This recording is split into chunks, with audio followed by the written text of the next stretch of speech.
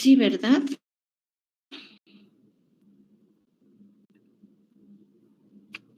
¿Se puede ver la pantalla? Sí, pero yo la última teórica que recuerdo era la patología vascular. No, en la teórica de los sábados, ¿no han llevado todavía?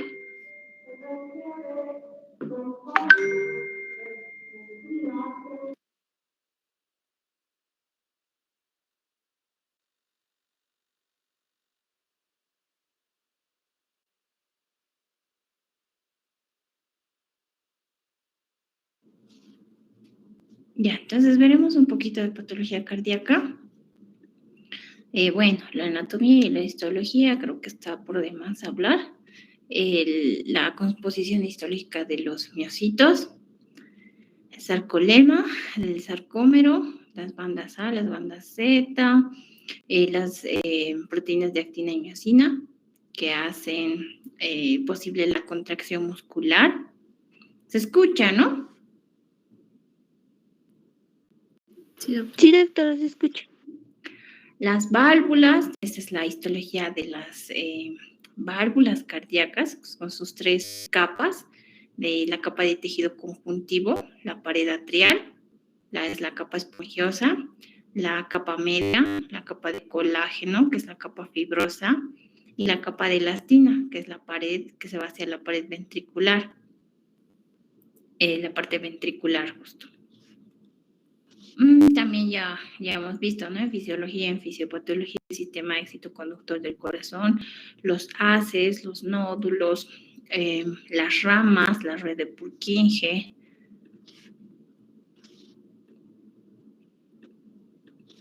Y empezamos a hablar netamente de lo que es la patología. Los mecanismos de disfunción cardiovascular. En este caso vamos a ver los patrones que causan una disfunción, la insuficiencia de bombeo. Puede haber también obstrucciones de flujo, regurgitación de flujo, un flujo derivado, trastornos de la conducción y ruptura de grandes vasos. Y dentro de ellas está una de las que siempre se abre, ¿no? La insuficiencia cardíaca, llamada también la insuficiencia cardíaca congestiva. Es la incapacidad de bombear la sangre a una velocidad suficiente para satisfacer las demandas metabólicas de los tejidos. O pueden hacerlo, pero cuando hay altas presiones de llenado. ¿Y qué pasa en esta patología? Se van a producir 2 tipos de hipertrofia, ¿ya? La hipertrofia cardíaca excéntrica y la concéntrica. Antes de eso vamos a hablar un poquito, no sé si alguien me puede recordar el mecanismo de Frank Starling.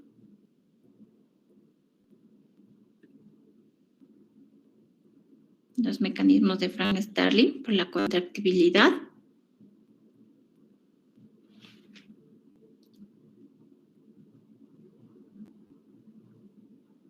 A mayor volumen.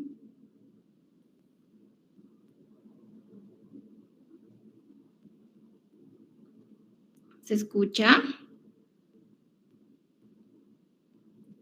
Sí, doctora. Sí, se escucha, doctora. A ver, fisiología. ¿Me pueden mandar un mensajito al chat para tomar la asistencia? Buenas tardes. Está bien, doctora. Otros nombres, ¿verdad?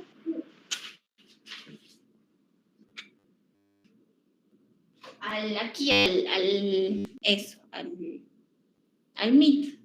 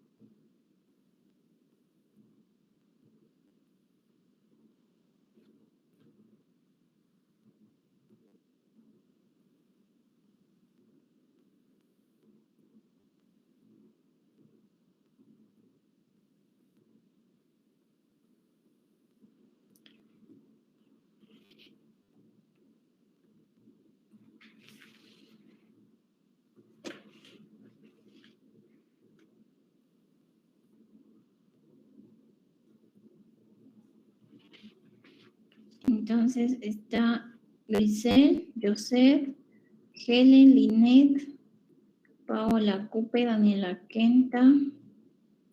Ay, perdón, no estaba grabando. Otra vez. Ahora sí, Grisel, Joseph, Helen, Linet, Paola, Daniela, María Ramos, Maribel Cruz, Ruth Condori, Vanessa Carlo, Alina Cosme, Linet Flores, Yasmin Blanco y Juan Hualpa. Hasta ahí está. Y Araceli Laura.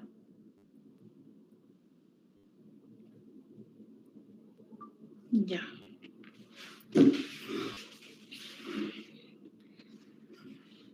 Ya, entonces es que a mayor volumen al final de la diástole hay mayor volumen diastólico y la contractibilidad aumenta. Esto está causada por una estimulación nerviosa simpática. Ahora tenemos también las adaptaciones celulares que ya lo hemos visto, en este caso van a ser adaptadas al miocardio, ¿no? Tenemos la hipertrofia, la hipotrofia, la atrofia. Y la activación de sistemas neuronales. Lo que les hablaba. Y esto van a verlo en cardio, van a verlo al año en cardio, creo que llevan, ¿no? Entonces, hay dos tipos de hipertrofia cardíaca. Cuando se trata por sobrecarga de volumen, como en patologías, por ejemplo, la insuficiencia básica, nos va a dar una hipertrofia excéntrica. Es decir, las paredes vasculares, la pared muscular va a crecer de forma excéntrica, hacia afuera, periférica. Y este sería, ¿no? Una hipertrofia excéntrica, está creciendo la cavidad, se está dilatando la cavidad. Y esta sería la hipertrofia concéntrica, en el que toda la pared se va a dilatar. Recordemos que hipertrofia es el aumento del tamaño o del número. Tamaño.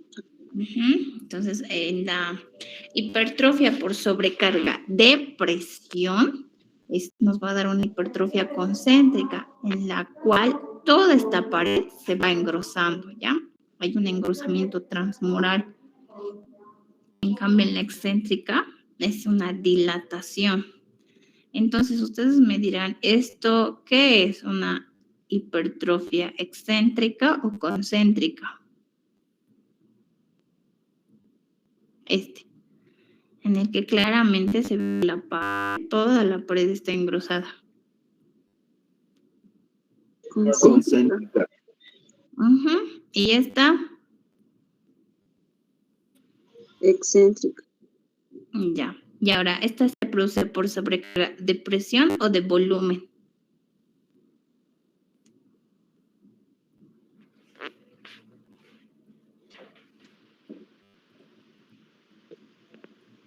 Volumen.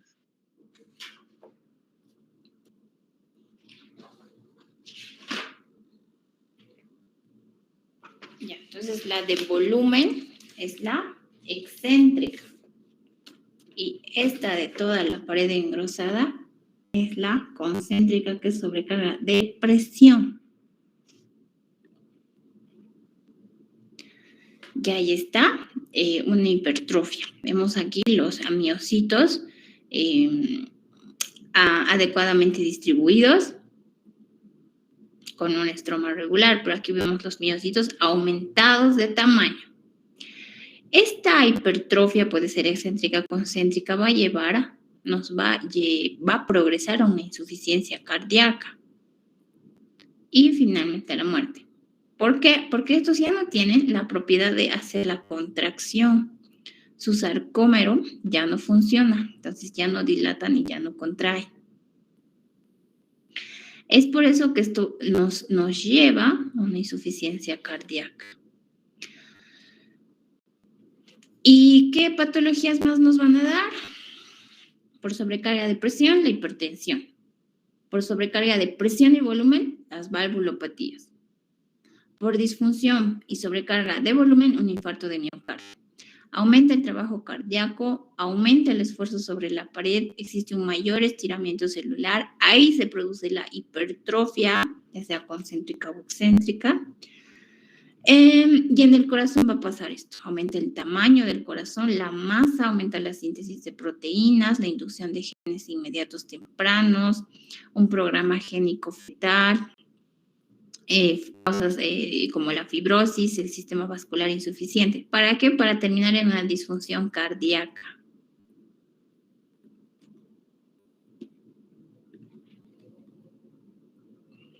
Y ahora, la insuficiencia cardíaca tenemos derecha e izquierda o izquierda-derecha. Esas son las causas de una insuficiencia cardíaca izquierda: cardiopatía isquémica, hipertensión, valvulopatía y miocardiopatías. ¿Qué va a pasar? Siempre vamos a hablar de una hipertrofia de miocitos y fibrosis intersticial. ¿Cómo vamos a ver el corazón? Con congestión y edema perivascular intersticial. Histológicamente vamos a tener a estas células, que es pregunta de examen. ¿Cuáles son las células de la insuficiencia cardíaca o qué representan las células de la insuficiencia cardíaca? Y nada más son macrófagos con hemosiderina. Aquí está entonces las células de la insuficiencia cardíaca, que vuelvo a repetir, son macrófagos cargados con hemosiderina. La hemosiderina, no se olviden que procede del catabolismo de la hemoglobina de los hematíes. Básicamente, en palabras vulgares, es un hematíe muerto, con larga data de muerte, ¿ya? Entonces, por eso dicen, no hay insuficiencia cardíaca crónica. Entonces, estas son las células de la insuficiencia cardíaca. Vuelvo a repetir, simplemente son macrófagos cargados de hemosiderina. Ahora, la insuficiencia cardíaca derecha está causada por una insuficiencia cardíaca izquierda prolongada. Esa es su principal causa, que también es pregunta de examen. Entonces, la insuficiencia cardíaca derecha es causada por una insuficiencia cardíaca izquierda, pero prolongada. También está causada y causa el famoso cor pulmonar.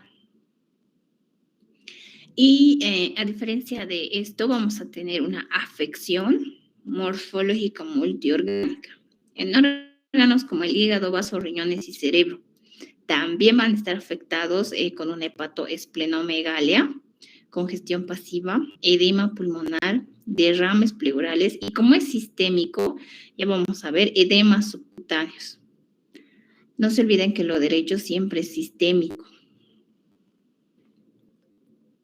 Ahí está lo que veíamos, ¿no? Las células de la insuficiencia cardíaca, vuelvo a repetir, simplemente son macrófagos con hemosiderina. Vamos a hablar ahora un poquito de las cardiopatías congénitas. Las cardiopatías congénitas, como sabemos, ¿no? Por embriología, que se producen por semanas. Las semanas de embriogénesis, el primer trimestre, son fundamentales. No vamos a ver en patología materno-fetal, que en el primer trimestre es donde se produce la mayor parte de alteraciones embriológicas. Aquí, ¿qué puede pasar en el corazón? Dice el día 15 se produce el primer campo, la válvula izquierda, el segundo campo, el infundíbulo de salida, la válvula derecha, aurículas. En el día 20 está el tubo palpitante, en el día 28 las cavidades cardíacas se van formando, en la cresta neural. En el día 50 recién se produce la tabicación y la formación de las 4 cavidades. Entonces, en estos días son donde se forman las malformaciones congénitas. Y vamos a tener derivaciones de derecha a izquierda y de izquierda a derecha, o cortocircuitos o malformaciones, como quieran llamarlo. En las derivaciones de izquierda a derecha tenemos estas 4 grandes patologías: comunicación interauricular, comunicación interventricular, el conducto arterioso persistente y el agujero oval persistente. Estas son las derivaciones de derecha a izquierda. Las derivaciones los cortocircuitos de derecha a izquierda, la tetralogía de Fallot, la transposición de grandes vasos y la atresia tricuspidia. Entonces veremos cada uno de ellos. ¿Ya? Las de izquierda a derecha, comunicación interauricular. Solamente para que lo sepan, es la formación de un orificio anormal y permanente en el tabique auricular. Puede ser el secundum, que es el centro del tabique, o el primum, que es el contiguo a las válvulas auriculoventriculares, o se puede formar en el seno venoso, donde la vena cava superior. Las características clínicas: circulación de sangre pulmonar doble o cuádruple, soplo por exceso de flujo, asintomáticos antes de los 30 años y tienen una supervivencia alta. Tratamiento: cierre quirúrgico por catéter, se revierte toda la alteración. Comunicación interventricular. El mayor es el cierre incompleto del tabique interventricular. La forma más frecuente de anomalías congénitas es esta. Y el 90% se produce en la región membranosa del tabique. Es la comunicación interventricular, llamada también membranosa. Y el 10% se produce en la válvula pulmonar, llamada también comunicación interventricular infundibular. Y el conducto arterioso persistente, que es un conducto arterioso, como dice su nombre, que se mantiene abierto tras el parto. Ahora, tenemos un conducto arterioso que desvía la sangre de la arteria pulmonar a la aorta. Ese es el normal, ¿verdad? Que se cierra. Y el persistente genera un soplo áspero, generalmente es asintomático y su tratamiento es quirúrgico. La persistencia del agujero oval, que es el orificio en el tabique interauricular a la altura de la fosa oval. Igual, se cierra en el 80% de las personas, pero en el 20% restante nunca se llega a cerrar. Ahora, al de derecha a izquierda, como les decía, está en la tetralogía de Fallot, todos saben, está conformado por la estenosis pulmonar, cabalgamiento de la aorta, comunicación interventricular y un ventrículo derecho hipertrófico. Transposición de grandes vasos, también esto solamente para repasar, ¿no? La atresia tricuspidia. Y estas son las malformaciones obstructivas: la coartación aórtica, la estenosis y atresia pulmonar y la estenosis y atresia aórtica. La coartación de la aorta, estrechez, estenosis y atresia de la pulmonar, igual de la aórtica. Y todo esto ya lo hemos visto en embriología, no simplemente para repasar. Pasamos a las cardiopatías isquémicas. Como lo dice su nombre, hay una reducción del flujo sanguíneo, en este caso del flujo coronario. Hay entonces, si hay una isquemia, si hay disminución de la sangre, hay un aumento de la demanda miocárdica y esta misma disminución del flujo coronario provoca una hipoxia por disminución del transporte de oxígeno. Y dentro de estas cardiopatías isquémicas tenemos la angina estable o típica, la angina variante de Prince-Metal y la angina inestable o progresiva.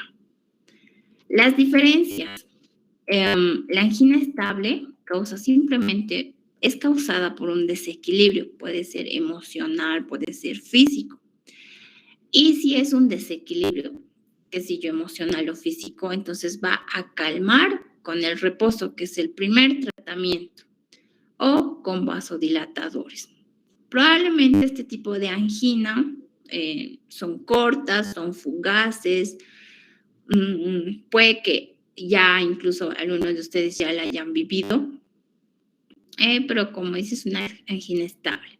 Una angina variante de Prince-Metal, aquí ya hay espasmo de arterias coronarias, a diferencia de esta, no se relaciona con la actividad física. Esta también responde a vasodilatadores. Y la angina inestable, esta es la peorcita o progresiva. Se causa un dolor frecuente y creciente, es de larga duración, no calma con la poca actividad o reposo y probablemente haya una rotura de placa con trombosis parcial. este ya nos está avisando un infarto de miocardio agudo. Entonces, estas son las consecuencias de una cardiopatía isquémica, ¿ya? O pueden tomarlo como unos patrones de cardiopatía isquémica.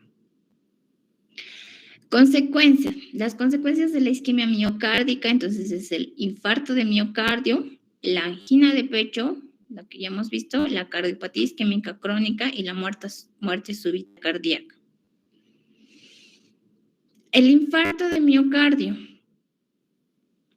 se produce por un cambio brusco en la placa ateromatosa. Ya habíamos visto en una anterior clase, ¿verdad? Los componentes de la ateroma. ¿Cuáles serán los componentes de la placa?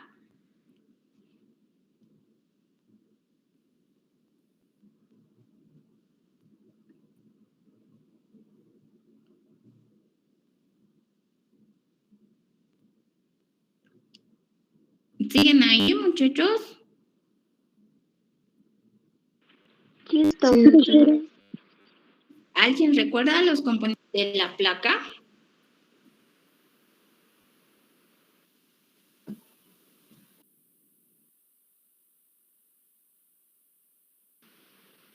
Está compuesto por un...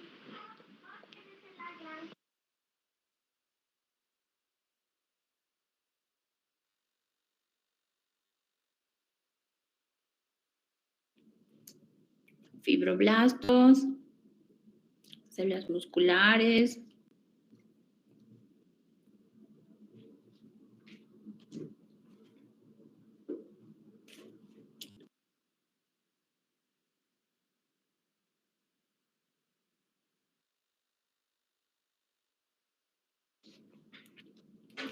Y hoy día tendrían que estar dando su repaso, ¿no? De patología vascular. Bueno, entonces esto será, ¿no? La progresión del trombo, hemorragia, erosión, ulceración, ruptura, fisura. Entonces quedan expuestas al colágeno subendothelial los componentes necróticos de la placa. Puede producir una isquemia intensa, 20 a 30 minutos, origina ya un daño irreversible. Entonces hay que reaccionar a las 2 a 4 horas antes de que el daño sea irreparable. Y miren esta tablita, un momento aproximado de comienzo de los acontecimientos clave en los miocitos del corazón. A los segundos se inicia una reducción del ATP. En menos de 2 minutos ya hay pérdida de la contractibilidad. En 10 a 40 minutos ya reducen el ATP entre 50 y 10% de lo normal. A los 20 a 40 minutos ya hay lesión celular irreversible. Ya a la hora, ya existe una lesión microvascular.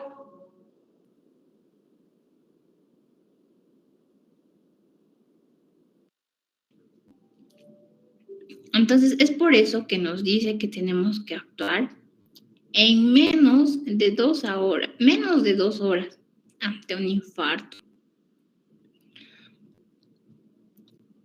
La necrosis puede ser completa en un plazo de 6 horas desde que comienza la isquemia. Miren entonces acá la zona de reperfusión a las 0 horas. Aquí está la arteria coronaria obstruida. Ya se está necrosando esta parte a las 2 horas. Toma un lado de la pared. Y a las 24 horas, fíjense, la zona de necrosis ya es transmural. ¿Recuerdan qué significa transmural?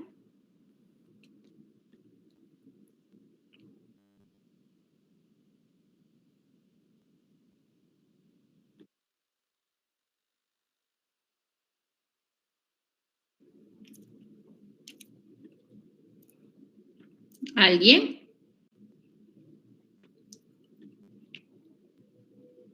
Doctora, ¿no es el engrosamiento de la pared de algún órgano?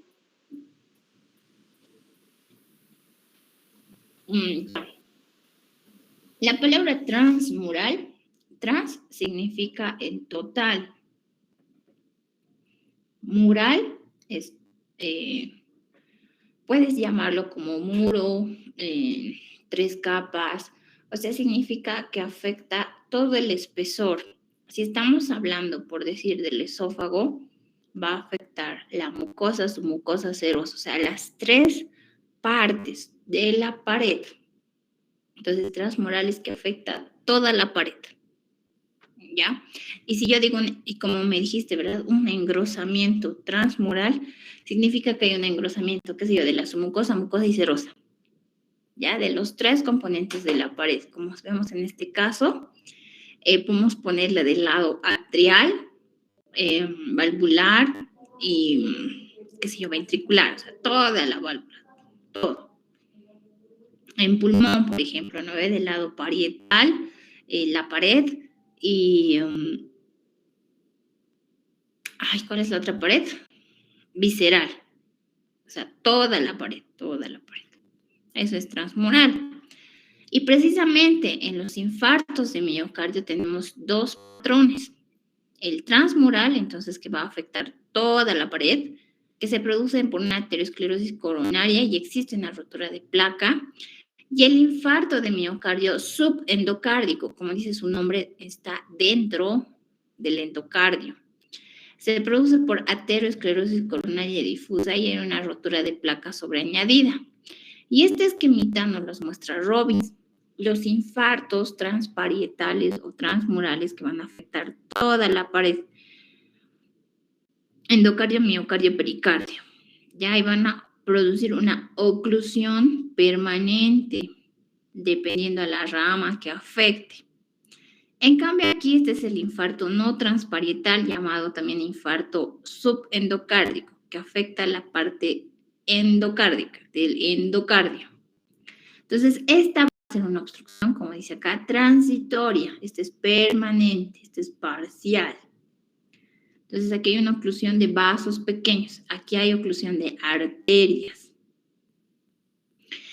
Pregunta de examen, las diferencias y los tipos de infarto de miocardio. Esta es una evolución en tiempo de los cambios morfológicos de un infarto de miocardio. Hace ratito ya hemos visto, ¿verdad?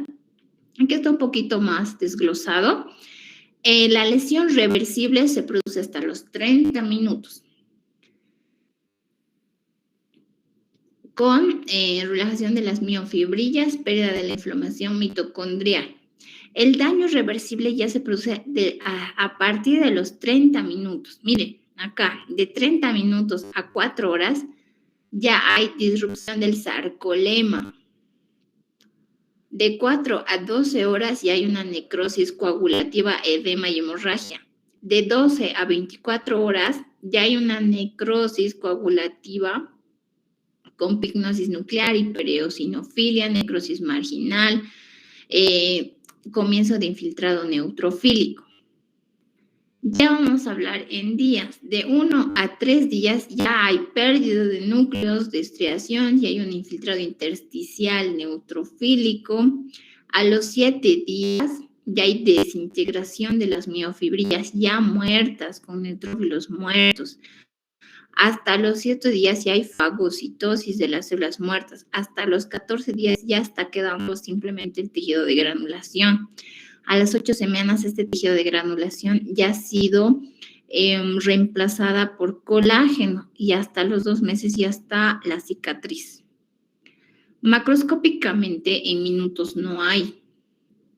A las 12 horas recién se va a ver este moteadito oscuro, moteado con áreas de necrosis, amarillento, rosáceo, y la cicatriz completa es color rosa. Entonces aquí vemos, ¿no? El cambio agudo, el moteado, como decían, ¿no? El moteado claro, que es subagudo, que ya se produce en días, y el rosado, que esto prácticamente es ya la cicatriz, el colágeno. Entonces, acá va a haber una contracción y dilatación.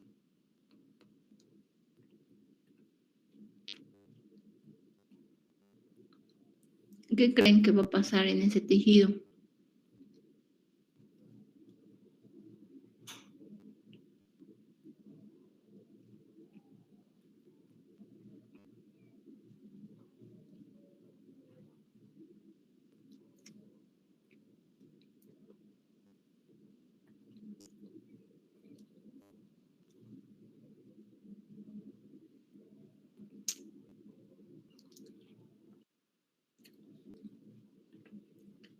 Bueno, como esto es ya una cicatriz, ya no hay miocitos y los miocitos que producen la función del sarcolema, que es contracción y relajación, está reemplazado por el colágeno. En su intento de reparación, pues ya no hay miocitos, ya no se produce la contracción. Aquí está entonces las áreas de necrosis, en este caso amarilla, y la cicatriz que indica un infarto agudo de miocardio. Las células inflamadas, decíamos, ¿no? De 1 a 3 días, etcétera, etcétera. Aquí está el daño miofibrilar, los linfocitos, los neutrófilos, el infiltrado neutrofílico intersticial, un edema, la neovascularización y finalmente el reemplazo por colágeno para hacer la cicatriz. Complicaciones entonces de esta parte isquémica, de esta parte necrótica totalmente reemplazada, disfunción contráctil. Obviamente el corazón ya no se va a poder contraer ni dilatar. Arritmias puede producir una rotura miocárdica, una pericarditis, un aneurisma ventricular, una disfunción de los músculos papilares. Aquí vemos entonces una rotura anterior del miocardio en un infarto agudo. Porque claro, miren, esta pared queda muy estrecha. Si no repara bien, aquí se produce en la parte adelgazada la rotura. Puede haber también rotura completa del músculo papilar necrótico. Puede haber una rotura del tabique interventricular, una pericarditis, en este caso fibrinosa, por el infiltrado neutrofílico. Entonces, ¿se escucha? ¿Me escucha?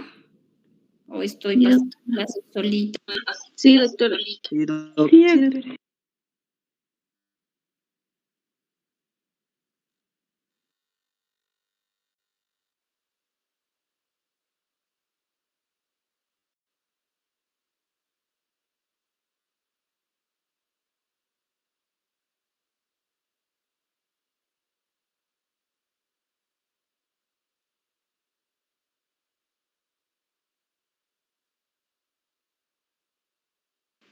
Doctora, ya no se le escucha. Ah, es cierto, perdón.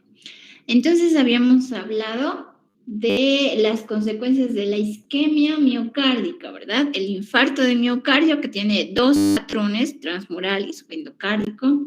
Hemos hablado de la angina de pecho, que tiene sus tres variantes, la típica, la Prince metal y la inestable.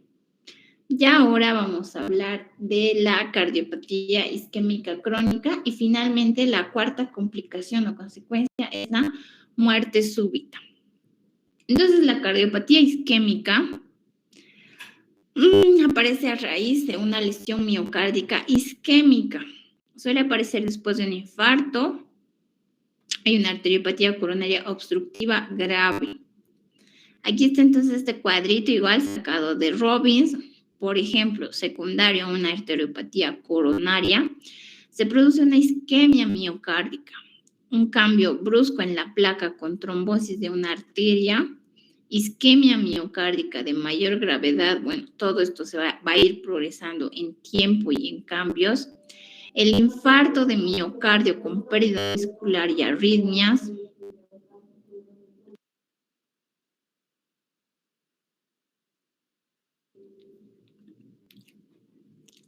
Y este infarto puede ir a curación, a remodelación e hipertrofia, causando, acá recién entra la cardiopatía isquémica crónica. Causa a la vez una insuficiencia cardíaca congestiva y una muerte súbita cardíaca. Ahí están los síntomas, la clínica y el tratamiento. Y finalmente, la muerte súbita, que es el fallecimiento imprevisto por causas cardíacas en individuos sin cardiopatías. Puede haber algunos procesos asociados, alteraciones hereditarias, congénitas, prolapso de válvula mitral, miocarditis, miocardiopatías, hipertensión pulmonar, hipertrofia miocárdica. Pasamos a otra patología. No sé si tuvieran algunas preguntas.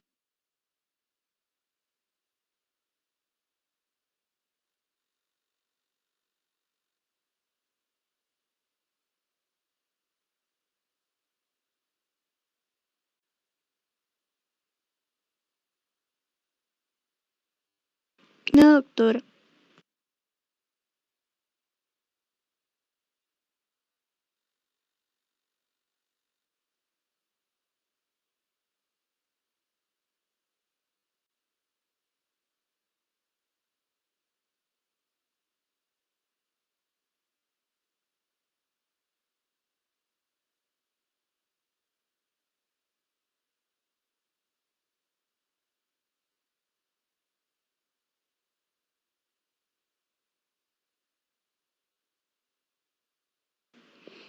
Doctora, no se le escucha.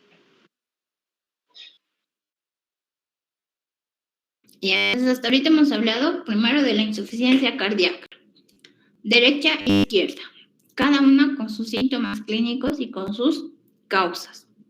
Hemos hablado de las malformaciones congénitas, ¿verdad? Hemos hablado de las cardiopatías congénitas que van de izquierda a derecha, de derecha a izquierda y las obstructivas. Hemos hablado de la cardiopatía isquémica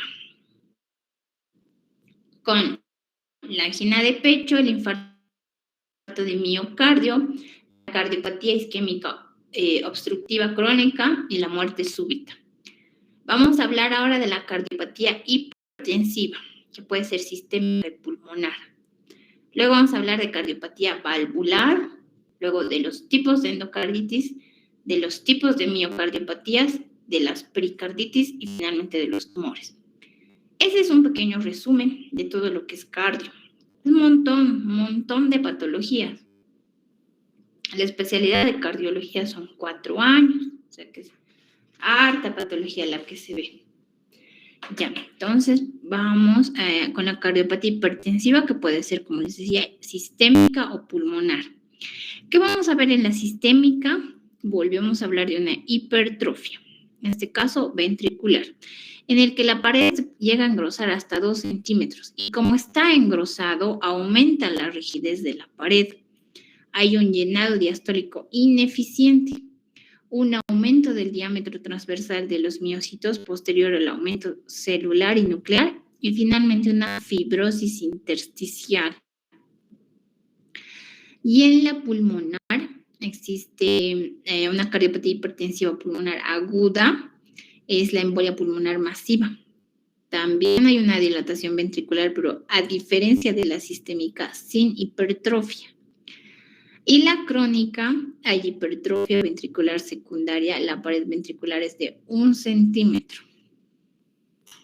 Ahí está, la del lado izquierdo, esos son los criterios diagnósticos, las características clínicas, el cor pulmonar, que puede ser agudo o crónico.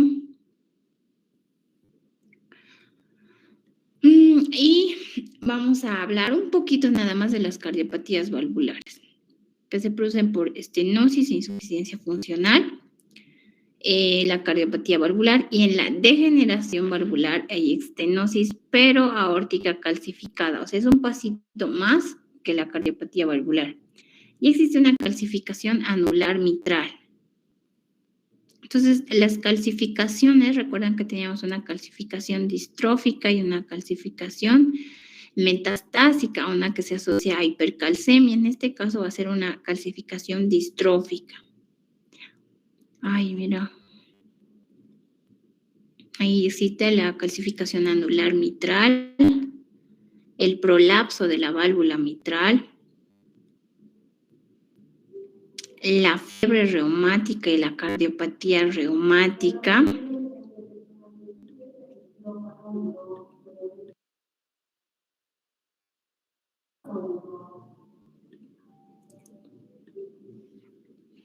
Y para la cardiopatía reumática, la valvulopatía fibrosa deformante como la estenosis mitral es la principal causa de cardiopatía reumática. Y en la cardiopatía reumática asociada a fiebre reumática vamos a tener la pancarditis. Pan significa, al igual que transmural, todo. Y vamos a tener estas células de Anichov y Aschov en la cardiopatía reumática. Pasamos a las endocarditis. Las endocarditis infecciosas es simplemente una colonización bacteriana con formación de vegetaciones. Aquí están las vegetaciones, partículas trombóticas y gérmenes. Puede ser aguda y subaguda, depende al tiempo de evolución. Generalmente aguda es solamente con presencia de neutrófilos sobre una válvula cardíaca debido a un microorganismo muy virulento. Y las subagudas son de menor virulencia y causan infecciones graduales en la válvula ya deformada. Puede ser secundario a Streptococcus viridans, Streptococcus aureus, Streptococcus epidermidis. Y estos son los patrones de presentación. Pueden ser solitarias, pueden formar grupos, pueden formar colonias y pueden formar colonias en ambas caras. Las miocardiopatías. Tenemos estos 3 patrones de miocardiopatías: la dilatada, la hipertrófica y la restrictiva. La miocardiopatía dilatada, como su nombre lo dice, existe una dilatación progresiva del corazón, una disfunción contráctil con hipertrofia, es decir, un corazón agrandado. Hay unos miocitos muy grandes, hipertrofiados, con fibrosis intersticial y endocárdica de gran magnitud. Aquí están las diferencias entre las miocardiopatías dilatadas e hipertróficas. Causa genética, dice acá, el 20 a 50%, en cambio acá la causa genética es 100%. Entonces, hay fenotipos específicos para una miocardiopatía hipertrófica.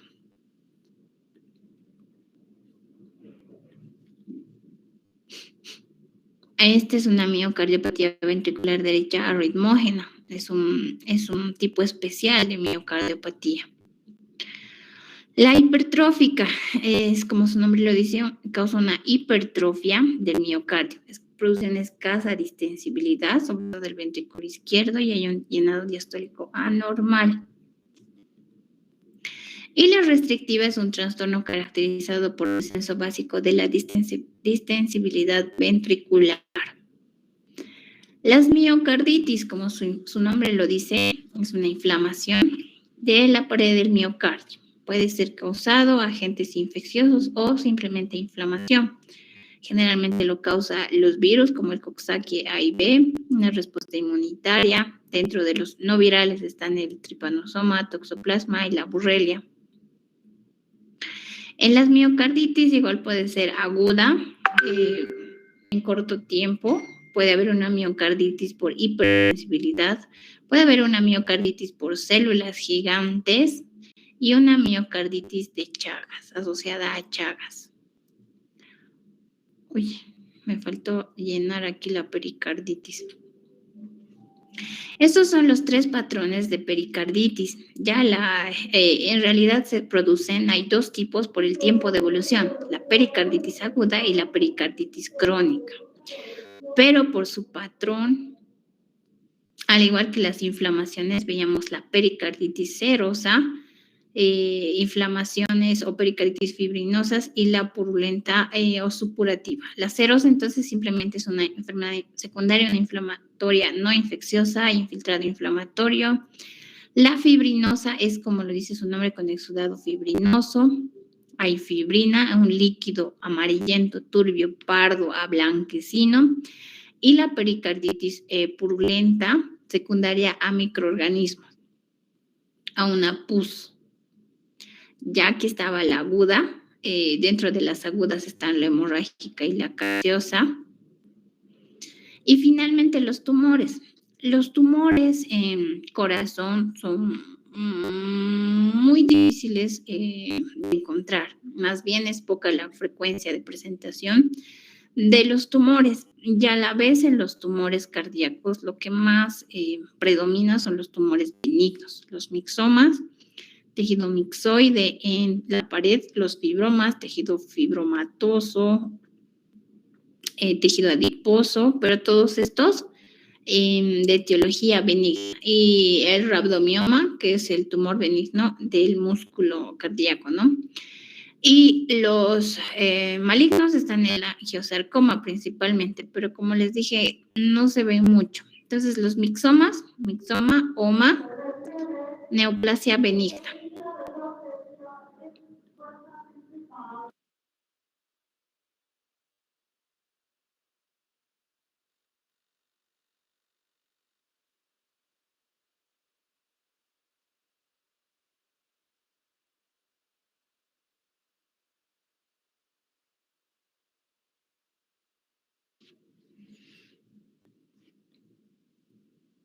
Aquí está, entonces es como una dilatación o como una presentación gelatinosa dentro de una cavidad.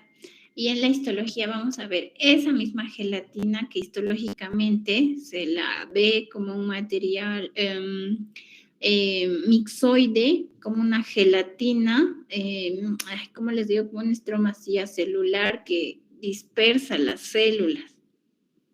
Aquí está, entonces, como una gelatina celular que dispersa las células.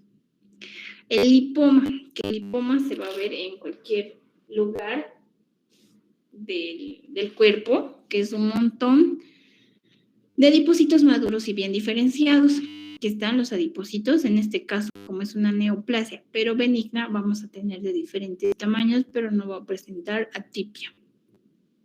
El fibroelastoma, hay áreas de fibrosis, como que más rosaditas, con áreas de mucopolisacáridos, mixoides y una conformación papilar. El rhabdomioma de los miocitos sigue siendo benigno. Y el rhabdomiosarcoma, que sería la variante maligna, los miocitos completamente atípicos, necrosis, mitosis. Y las neoplasias no cardíacas que generalmente llegan por metástasis. ¿De qué? Por ejemplo, los carcinomas de pulmón y mama tienen una predilección a hacer metástasis en corazón, melanomas, leucemias y linfomas. Pero, como les dije, no tienen mucha presentación, no hay mucha frecuencia de presentación de tumores, porque aparte sería muy difícil, ¿no? Biopsiar, sería muy difícil hacer una excisión quirúrgica de un tumor cardíaco. No sé si tienen alguna pregunta.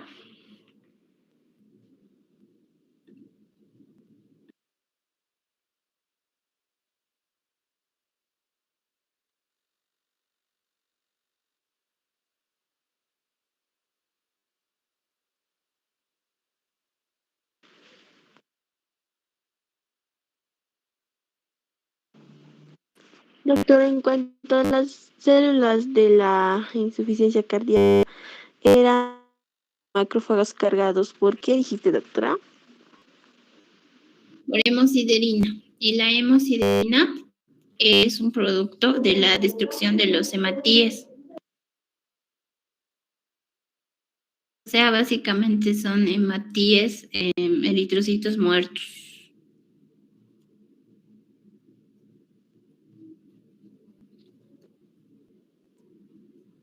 Está bien, doctora, gracias.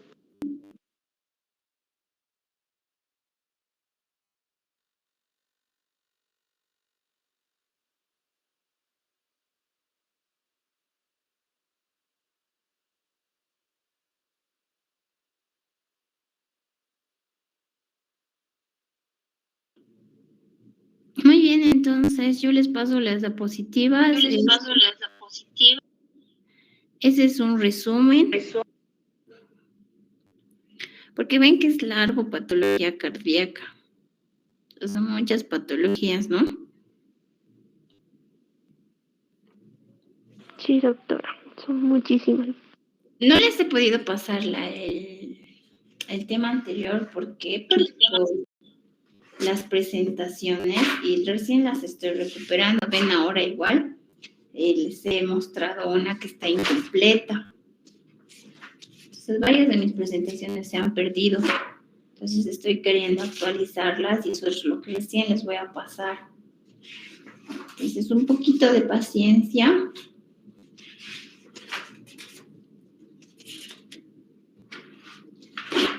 Y entonces nos estaríamos viendo el miércoles si es que no hay algún bloqueo o algún otro contratiempo, ¿ya? Está bien, Doctora, vamos a hacer examen, ¿no? Hasta aquí. ¿Cómo? Examen vamos a dar hasta aquí, Sí. ¿no, doctora? Sí, les voy a pasar, este examen va a ser por cuestionarios Google, ¿ya? Por Classroom. Hoy va a ser. ¿Ahora, doctora, o la siguiente clase? La siguiente. Ya. Ya. Entonces estamos en contacto. ¿Ya? Hasta luego. Hasta luego. Gracias, doctora. Buenas noches.